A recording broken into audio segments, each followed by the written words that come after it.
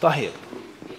With that being said, with regards to a Muslim who studies in college, and sometimes they have to take courses or write papers or write essays that are leftists, that deal with certain philosophies and understandings that are clearly against the teachings of Islam. What should we do, or what do you advise us with? It's similar to the previous, or the question before last, with regards to being in a situation which is normally halal. But from time to time, things come up and pop up and sprout out, which are clearly haram, or at best, doubtful, gray. So, why are you getting this degree?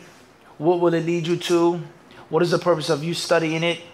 You being independent, you making halal wealth, you making money in which you can support yourself, get married, raise a family, take care of your parents, so on and so forth. Sometimes you may have to take a couple of nicks and cuts and scratches to get through that. Such as a barber. We made the famous example of a barber. Once there was a brother, or I believe a brother or sister, asked me a question with regards to working in a bank. Being trained formally in a riba bank. In order to get the experience to become accredited and certified, and then Islamify his profession. You cannot reach the certified level unless you do certain things that are haram, being a barber. I want to have my own barber shop, in which there's no music playing. There's no naked shampoo girl. There's no people watching pornography, laughing, cursing, joking, games. None of the haram things in our barbershop. We don't shave beards. We don't do women's eyebrows. No, so. But to get the barber's license, you have to be trained how to shave someone's face. You have to know the veins, the different arteries, the muscle structure, the skin type of a person's face and neck. You have to learn how to do this. You have a razor blade on someone's neck. You have to be trained. You have to know certain things. You have to do certain haram things. You have to learn these things to become certified. So if you don't become certified and do those small haram things, you won't have the ability to be independent, in which you can totally Islamify the barbershop. And you want to work in a barbershop with kuffar, laughing and joking and cursing and drinking and staring at women and gossiping. You have to pick your poison. You have to what? Pick your poison. So therefore, just because you write an essay or you have to read the book, you don't mean you have to believe in it. It could be total trash to you, but you have to get through it in order for you to reach a level of what? Why can I? So there are many, many issues like this, and the same applies to a bank. And this is critical, brothers and sisters, critical.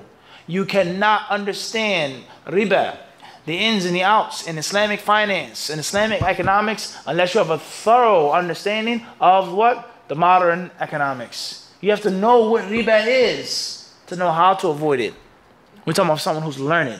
As far as the layman Muslim, that's a different story. We're talking about an Islamic scholar who specializes in finance, a researcher who specializes in Islamic finance. He has to know the system of riba from what? In and out, head to toe. Because many people, they think that things are riba, but it's not actually riba. They think that it's haram, but it's not actually haram. You can't know that unless you what? Have been trained. So the brother, he says, can I work in a bank? I have to get experience, I have to get a certain amount of hours under my belt. Then I can branch off. So we have to be objective and transparent when it comes to these types of issues, especially living as minorities. And Allah knows best. Initials OS from CC Hills, Illinois. What's important is that when you write an answer, you tell them what the sources say. You don't have to say, I believe. Now, many people, they're going to become upset by this, so they may not agree. That's fine.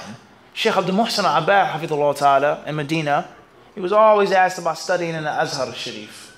Is it permissible to go to Azhar? Can we study it in Azhar?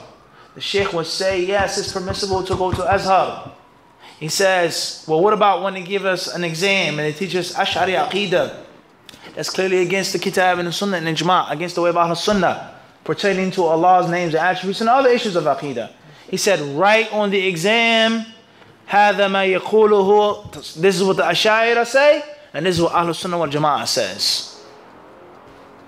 This is what Aristotle said, Fulan and Fulan, and that's it. If they ask you for your personal opinion, you give your personal opinion. Just because you write something or take an exam or you're evaluated doesn't mean that you have to what? Believe in it. Abadan. Abadan. Allah knows best. Tfaddal.